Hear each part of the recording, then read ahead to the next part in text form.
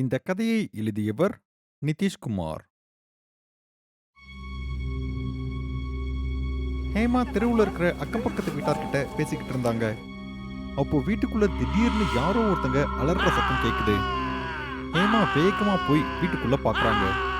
அப்போ கேஸ் தன்னால எரிஞ்சுக்கிட்டு இருந்தது. ரஜினி ஒரு மூலையில உட்கார்ந்துகிட்டு அழுதுட்டு இருந்தாங்க. சோட்டுக்கு சாப்பாடு கொடுத்துட்டு மோகித் சிரிச்சுக்கிட்டு இருந்தாரு. ஹேமா வேகமா ஓடி வந்து கேஸ அணைச்சிடுறாங்க. அப்புறம் ரஜினி கிட்ட சொல்றாங்க. உனக்கு வெக்கமா இல்லையா? இந்த சின்ன வார்த்தைக்கு நீ போய் கேஸ் ஆன் பண்ணி வச்சிருக்க. அப்போ மோகித் சொல்றான், அவங்க ஒண்ணுமே பண்ணல. தினமும் கேஸ் தானா எரியுற மாதிரி இன்னைக்கும் தானா தான் எரிஞ்சது. மோகித் இப்படி சொன்னதை கேட்டு ஹேமா உறைஞ்சு போய் நிக்கிறாங்க.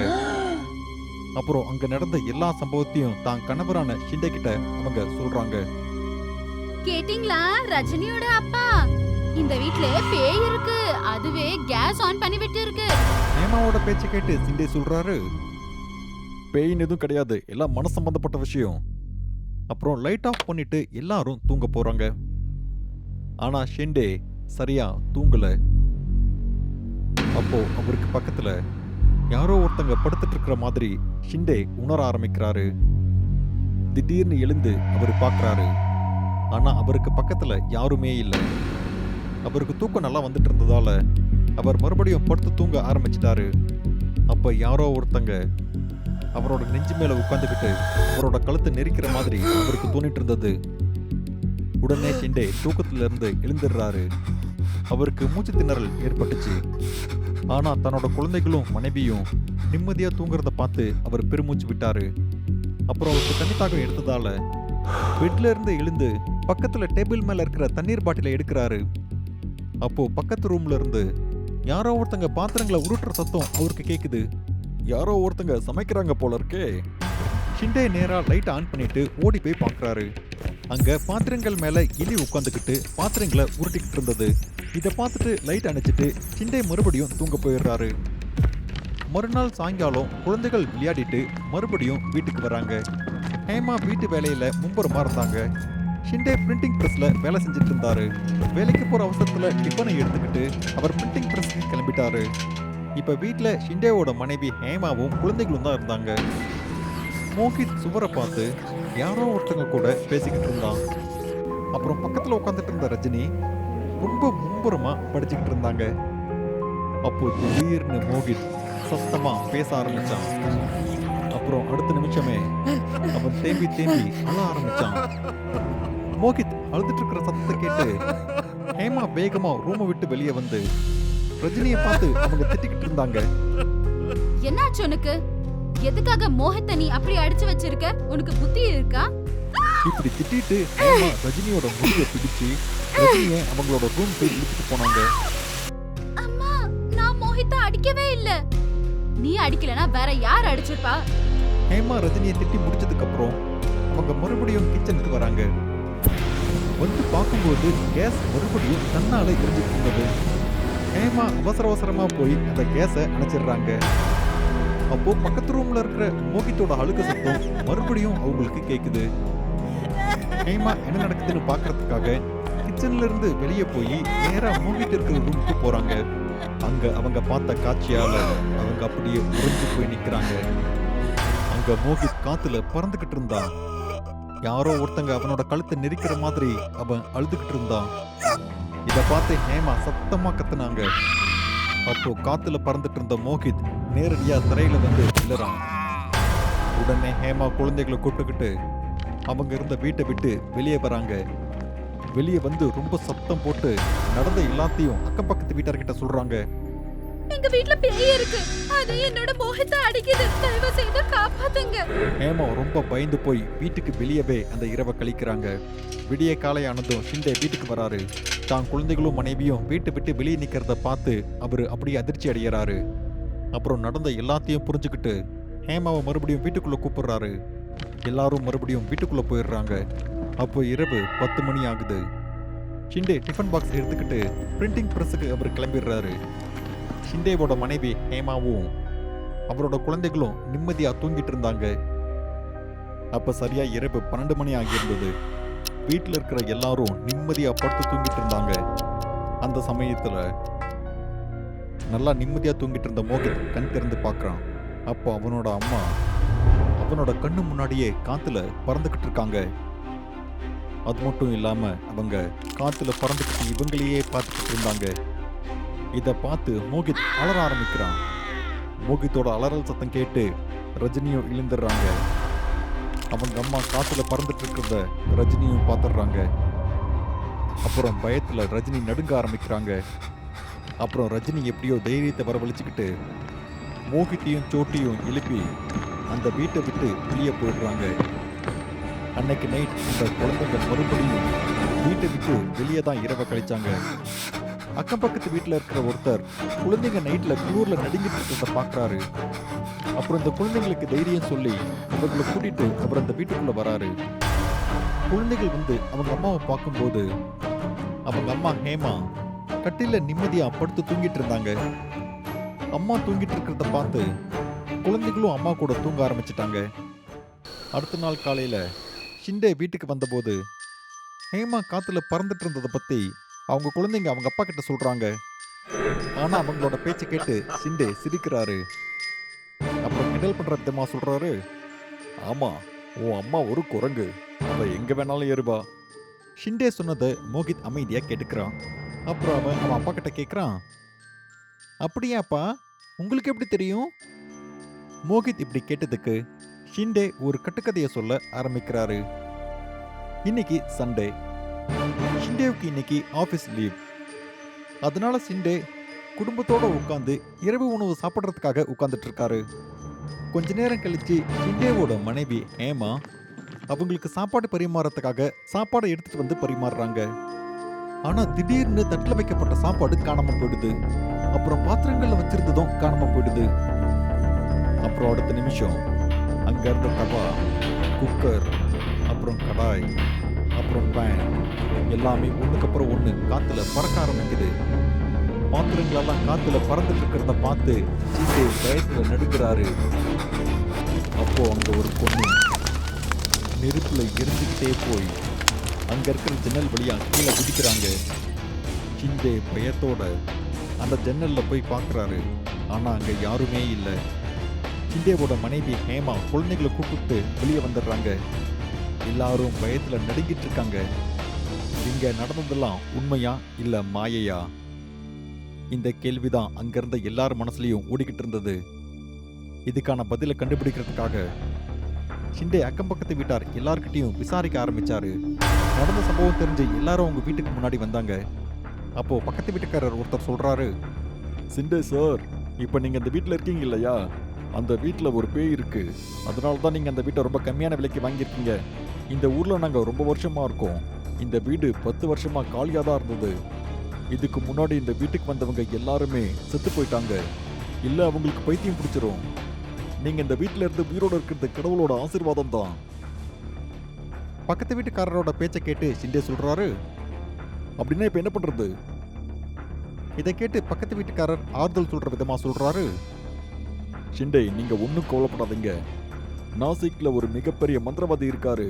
அவர் பேரு மசான் பாபா. சினிமாவில் இருக்கிற பெரிய பெரிய டிரெக்டர், ஆக்டர், ப்ரொடியூசர் எல்லாருமே அவரோட சீடர்கள் தான். அவர்கிட்ட கேட்டு முடிவு பண்ணதுக்கு அப்புறம் தான் ஷூட்டிங் டேட், ரிலீஸ் டேட் எல்லாத்தையும் ஃபிக்ஸ் பண்ணுவாங்க. அவர் சொன்னதை கேட்டு ஷிண்டே சொல்றாரு, ஆனா என்கிட்ட அவ்வளோ பணம் இல்லையே. இருந்த பணத்தை வச்சுதான் நான் இந்த வீட்டை வாங்கிட்டேன். பணத்தை பத்தி ஒன்றும் கவலைப்படாதீங்க. நீங்க பிரிண்டிங் பிரஸ்ல தானே வேலை செஞ்சுட்டு இருக்கீங்க. மீடியாவில் இருக்கிறவங்களுக்குலாம் அவர் இலவசமா பண்ணி கொடுப்பாரு. அடுத்த நாள் ஷிண்டே அந்த மசான் பாபாவை பார்க்கறதுக்கு போறாரு. அப்போ அந்த மசான் பாபா சொல்றாரு, நீ இன்னும் பழி வாங்குறத முடிக்கவே இல்லையா? மசான் பாபாவோட பேச்சை கேட்ட உடனே ஷிண்டே அதிர்ந்து போயிடுறாரு. பாபா, நான் ஒரு மனுஷன், நீங்க ஏன் என்கிட்ட இப்படி பேசுறீங்க?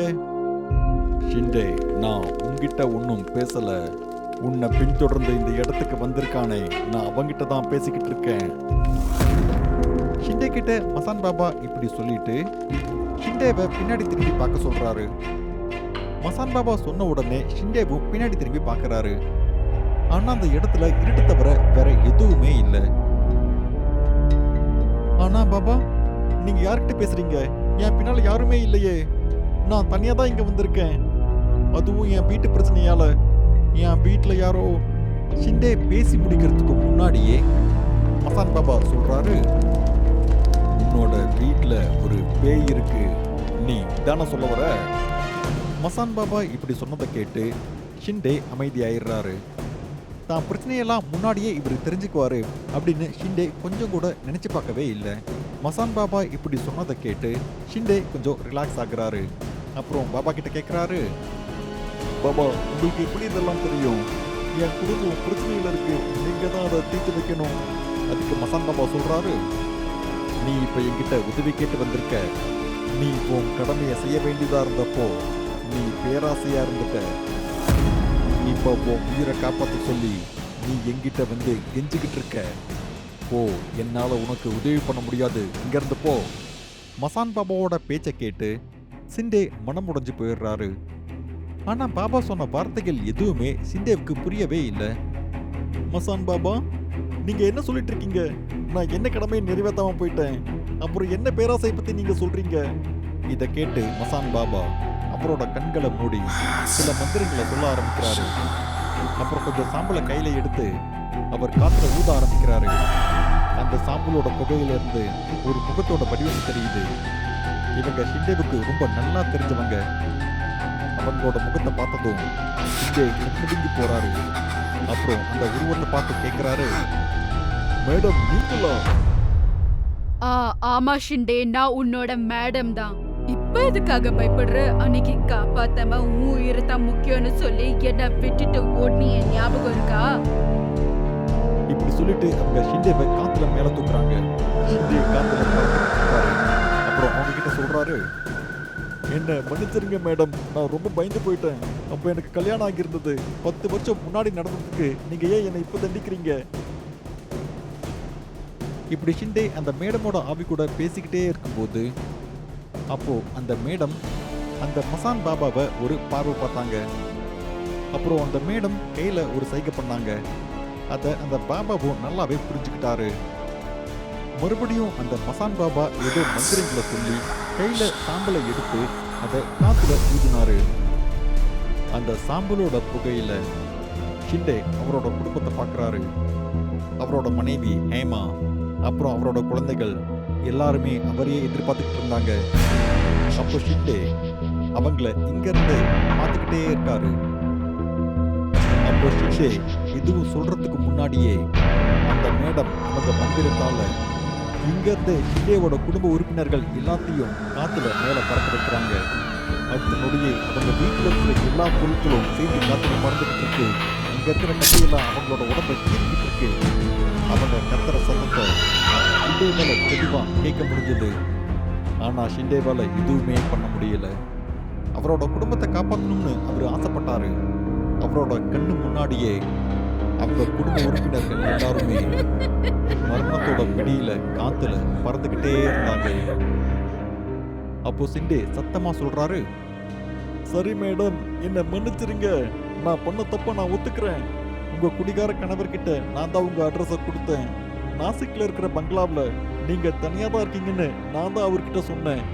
அப்புறம் உங்களோட கணவர் உங்களை கொல்றதுக்காக தான் உங்களை தேடிட்டு இருக்காருன்னு எனக்கு ரொம்ப நல்லாவே தெரியும். அதனால உங்க கணவர் எனக்கு 2 லட்சம் ரூபாய் கொடுத்தாரு. இதுதான் உண்மை. இது ரொம்ப வருஷங்களா என் மனசுக்குள்ளேயே புதைஞ்சு கிடக்கு. நான் பண்ணதுக்குலாம் என்ன மன்னிச்சிருங்க, என்ன மன்னிச்சிருங்க. நீங்க பழி வாங்கணும்னா நீங்க என்ன கொள்ளுங்க, தயவு செஞ்சு நீங்க என் குடும்பத்தை விட்டுருங்க. ஷிண்டேவோட பேச்சை கேட்டு, உனக்கு ஒரு விஷயம் தெரியுமா? வெறும் 2 லட்சம் ரூபாய்க்கு நீ என்ன சாகடிச்சு லட்சக்கணக்கான பேரு பசியால துடிக்கிறதுக்கான காரணமா நீ இருக்கே இன்னைக்கு. அத்தனை பேரு என்னோட ஃபேக்டரியில வேலை செஞ்சுதான் அவங்களோட வயிறு நிரப்பிட்டு இருந்தாங்க. அவங்களுக்கு தேவையானது எல்லாமே நாங்க அவங்களுக்காக கொடுத்துக்கிட்டு இருந்தோம். ஆனா நீ எல்லாமே நாசனமாக்கிட்ட. அந்த மேடம் இப்படி சொன்னதை கேட்டு ஷிண்டே அமைதியா நின்றுட்டு இருந்தாரு. உண்மையெல்லாம் தெரிஞ்சு அவர் மேல வெறுப்பார்க்கிற அந்த மசான் பாபா அந்த மேடத்துக்கிட்ட சொல்றாரு, எதுவா இருந்தாலும் நீ சீக்கிரம் பண்ணு, இப்ப நமக்கு நேரம் ரொம்ப கம்மியா தான் இருக்கு. என்ன பண்ண முடியும்? அனுப்பிடலாம் இவனை அவனோட குடும்பத்துக்கிட்ட. இப்படி சொல்லிட்டு அந்த மேடம் சிரிக்க ஆரம்பிக்கிறாங்க. அவங்களுக்கு பின்னாடி இருந்த மசான் பாபாவுக்கும் ஒரு விஷயம் புரிஞ்சிருது. இப்போ அந்த ஷிண்டேவுக்கு ஒரு மோசமான விஷயம் நடக்க போகுது அப்படின்னு. ஷிண்டே இன்னும் காத்துல தான் பறந்துகிட்டு இருந்தாரு. அவரோட கண்ணு முன்னாடி காத்துல பறந்துகிட்டு இருந்த அவங்க குடும்பத்தை சேர்ந்தவங்க வீட்டோட ஒரு மூலையில உட்கார்ந்துகிட்டு இருக்காங்க. அப்புறம் அவங்க ரத்தத்தை தொடச்சிக்கிட்டு ஷிண்டேவை பத்தி நினைச்சுக்கிட்டு இருந்தாங்க. தான் குடும்பம் அழுதுட்டு இருக்கிறத பார்த்து ஷிண்டே அந்த மேடத்துக்கிட்ட இருந்தும் அந்த மசான் பாபா கிட்ட இருந்தும் தூரமா போக நினைச்சாரு. அப்புறம் வேகமா கைகளை அசைச்சிட்டு இருந்தாரு. அப்போ அந்த மேடத்தோட ஆவியும் மசான் பாபாவும் ஒன்னா சேர்ந்து மந்திரங்களை சொல்ல ஆரம்பிச்சாங்க. அப்புறம் அடுத்த நொடியே ஷிண்டே சத்தமா கத்திக்கிட்டு இருந்தாரு. அவருக்கு எதிரில் அவரோட குடும்பம் அந்த சாம்பல் புகை வழியா தெரிஞ்சுக்கிட்டு இருந்தது. அவர் அந்த சாம்பல் வழியாவே அவரோட வீட்டுக்கு போயிட்டாரு. குழந்தைகளே, நான் வீட்டுக்கு பத்திரமா வந்துட்டேன். இனிமே உங்களுக்கு ஒன்றும் ஆகாது. ஷிண்டே அவங்க குழந்தைங்க கிட்ட இப்படி சொல்லிட்டு அவங்களை கட்டிப்பிடிக்கிறதுக்காக அவர் போறாரு. அப்போ மோகித் சொல்றான், அம்மா அப்பா எப்போ வருவாரு? எனக்கு ரொம்ப பயமா இருக்கு. நாம இந்த வீட்டுக்கு வந்ததுல இருந்து எல்லாமே தப்பாவே நடந்துகிட்டு இருக்கு. அப்போ ரஜினி சொல்றாங்க, அம்மா அப்பா வந்த பிறகு சொல்லிடலாமா? இதுக்கு மேல நம்ம இந்த வீட்ல இருக்க வேணாமா? நாம வேற எங்கேயாவது போயிடலாமா? தனக்கு எதிரிலேயே மோகித்தும் ரஜினியும் இப்படி பேசிட்டு இருக்கிறத பார்த்து ஷிண்டே ரொம்ப கோவமா சொல்றாரு, ஏய், 2 பேரும் என்ன பேசிக்கிட்டு இருக்கீங்க? அப்பா உன் கண்ணு முன்னாடி தான் இருக்கேன், தெரியலையா? இங்க பாருங்கப்பா, நான் உன் கண்ணு முன்னாடி தான் இருக்கேன், பாருங்க. ஹேமா, இங்க பாரு ஹேமா. ஹேமா, ஏய், நான் இங்க தான் இருக்கேன், பாருங்க. ஷிண்டே இப்படி பேசிக்கிட்டே இருக்கும்போது அவரோட பையன் மோகித் ஷிண்டேவுக்கு எதிரில் வந்து ஷிண்டேவை கடந்து ஷிண்டே வழியாவே அவனோட ரூமுக்கு போறான். மோகித் இப்படி தன்னை கடந்து போன உடனே ஷிண்டேவுக்கு எல்லாமே புரிஞ்சிருது. அந்த சாம்பல் வழியா இந்த வீட்டுக்கு வந்தது ஷிண்டே கிடையாது, ஷிண்டேவோட ஆன்மா மட்டும்தான். அப்புறம் அடுத்த நொடிய ஷிண்டேவுக்கு புரிஞ்சிருது, தான் இறந்துட்டேன் அப்படின்னு. இப்போ ஷிண்டே ஒரு மூலையில உட்கார்ந்து அழ ஆரம்பிக்கிறாரு. வீட்டோட இன்னொரு மூலையில எல்லாரும் உட்கார்ந்து அழுதுகிட்டு இருக்காங்க. ஷிண்டே அவரோட பேராசையால அவர் தன்னோட வாழ்க்கையே இழந்துட்டாரு. அவர் பண்ண பாவத்துக்கு ஷிண்டேவுக்கு தண்டனை கிடைச்சிருச்சு. இப்போ ஷிண்டேவோட ஆன்மா ஒரு மூலையில உட்கார்ந்து அவர் பண்ண பாவத்துக்காக அவரு அழுதுகிட்டு இருக்காரு. ஆனா ஷிண்டேவை மசான் பாபா கிட்ட அனுப்புனது அவரோட பக்கத்து வீட்டுக்காரர் இல்ல, உண்மையிலேயே அந்த மேடம் தான் ஷிண்டேவை பழி வாங்குறதுக்காக பக்கத்து வீட்டுக்காரங்க ரூபத்துல வந்து அந்த மசான் பாபா கிட்ட அனுப்பி வச்சிருக்காங்க. பயங்கரமா இருக்கிற இந்த மாதிரியான கதைகளை பார்க்கறதுக்காக டூடு டிவி ஹாரர் தமிழுக்கு உடனே சப்ஸ்கிரைப் பண்ணுங்க. அப்புறம் உங்களோட கதையும் இந்த உலகத்துல இருக்கிறவங்க பார்க்கணும்னு நீங்க ஆசைப்பட்டீங்கன்னா உடனே டூடு டிவி மெயில் அட்ரஸ்க்கு உங்களோட கதையை அனுப்புங்க. அடுத்த பயங்கர